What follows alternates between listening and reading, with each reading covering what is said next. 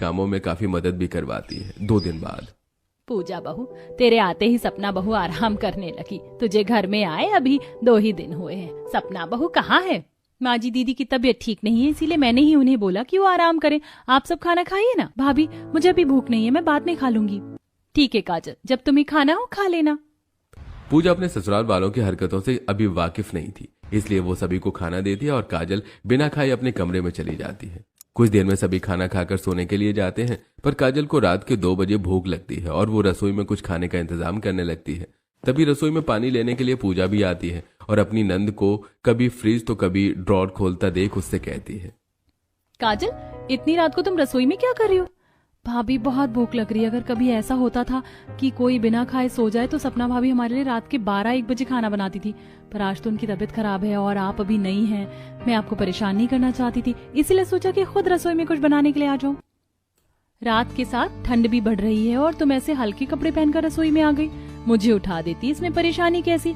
आखिर मैं इस घर की बहू हूँ, मेरा फर्ज बनता है तुम लोगों का ख्याल रखने का। मैं अभी तुम्हारा खाना गर्म कर देती हूँ।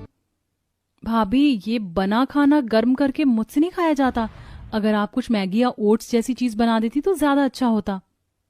पूजा काजल को मना नहीं कर पाती और अपनी नंद के लिए दोनों चूल्हे पर मैगी और ओट्स बनाती है, जिसे काजल अपने कमरे में ले जाकर आराम से खाती है। इसी तरह अब कुछ दिन बीत जाते हैं और एक रात नाइट ड्रेस में बैठे बैठे, अरे यार, भूख की वजह से तो नींद ही नहीं आ रही। उस वक्त गैस बन रही थी तो खाने की इच्छा ही नहीं हुई। माँ के डर से सिर्फ आधी रोटी खाई, अब भूख लग रही है। एक काम करता हूँ, पूजा को उठा देता हूँ, कुछ बना देगी। पूजा, पूजा उठो ना, मुझे बहुत भूख लग रही है, प्लीज कुछ बना दो। क्या अभी भूख लग रही है? आपने खाना क्यों नहीं खाया था? यार, तबीयत ठीक नहीं थी। अगर बना दोगी कुछ तो क्या हो जाएगा? उस दिन तुमने काजल के लिए तो बनाया था ना। ठीक है, बना देती हूँ। आधी रात में उठने की वजह से पूजा की आंख में दर्द होने लगता है और वो रसोई में जाकर अपने पति के लिए पोहे बनाने लगती है। तभी राजू भी सपना को खाने के लिए उठाता है, जिस वजह से सपना रसोई में आती है और पूजा को पोहा बनाता देखकर उससे कहती है, पूजा, तुम्हें भी आधी रात को भूख लगती है क्या इन लोगों की तरह?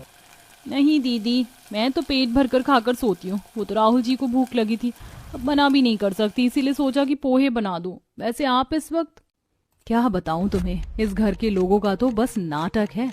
आदत बना रखी है इन लोगों ने घर की बहू को परेशान करने की। और मेरा बेटा भी कोई कम नहीं, पहले खाते नहीं और फिर रात के 2-3 बजे उठाकर खाना बनवाते हैं। इनको दिखाई भी नहीं दे रहा है कि ठंडी आ रही है। मैं तो परेशान हो गई हूँ और तुम्हें भी अपनी तरह परेशान होता देख बहुत बुरा लग रहा है मुझे।